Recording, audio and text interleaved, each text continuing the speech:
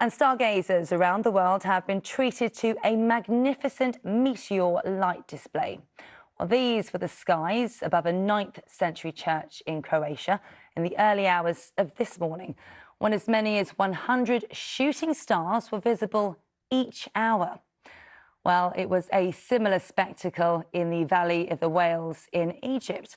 Last night marked this year's peak of the annual event. And British stargazers in the east of England had the best views, but if you missed it, don't worry.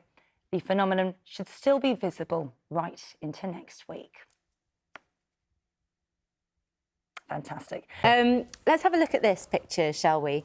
This here, I mean, what an image. It's beautiful. Dark skies. Unbelievable. This is a meteor streak, apparently, reflected in a lake in Albania, in the national park there, the Šibenik National Park in Albania. Yeah, they're part of the Perseidmeteorshower, which of course occurs every year in August. You know this anyway. When the Earth passes through debris and dust from the swift Tuttle comet. It's amazing when you get the opportunity to go to a dark sky area and see what's up there, because in our daily lives we don't often get to see it because of the light pollution. All the light pollution, yeah, and cities and things like that. Spectacular, isn't it? Really lovely.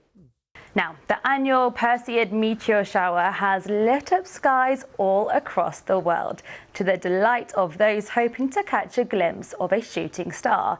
This is a time-lapse from Croatia's Lastovo Island. The phenomenon is one of the highlights of the year for stargazers and happens when debris from a comet called Swift Tuttle enters the Earth's atmosphere and burns up. As the skies turn dark and into the early hours of Sunday morning, up to 100 shooting stars could be seen for an hour. Earlier, I spoke to Dr. Megan Argo, an astrophysicist at the University of Lancashire, and I asked her whether she was one of the lucky ones that saw this spectacular display. I didn't see very many, actually. It was quite cloudy where I am last night, so I didn't see too many of them. There's also an awful lot of light pollution. The thing with the Perseids is you can get up to 100 or so per hour, as you say, but the Perseids tend to be quite small, so they tend to be at the fainter end of what we expect from shooting stars, from meteors. So unless you live somewhere with good dark skies, or you can get to somewhere with good dark skies away from light pollution in the city, then you're unlikely to see very many, unfortunately. And that was the case for me last night, unfortunately. Oh, no, that's a shame. And for anyone that doesn't know, just tell us a little bit more about it. What is it and why exactly does it happen? Well, it happens at pretty much the same time every year as the Earth goes around the Sun in its orbit, which is almost circular. It's not quite circular, but almost circular. We pass through the debris that was left behind when comets pass through the inner solar system. And this particular comet, Swift Tuttle, it doesn't come around the inner solar system very often. It's got an orbital period of 133 years, so we're not going to see it again in our lifetimes. But as it comes through the inner solar system, it leaves behind a trail of debris, bits of dust and small bits of rock that are left behind as the ice in the comet melts. And that trail of debris is what the Earth passes through on around this time of year every year, and we see this spike in meteors as a result of that debris basically hitting our own atmosphere.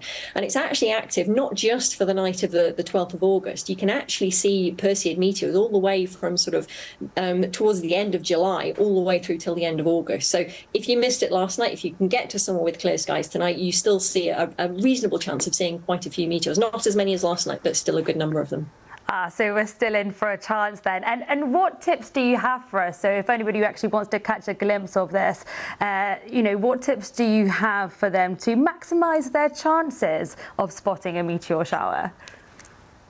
The best way to see them is to go somewhere as dark as possible. So find somewhere that's safe to be in the dark. Ideally go with some friends.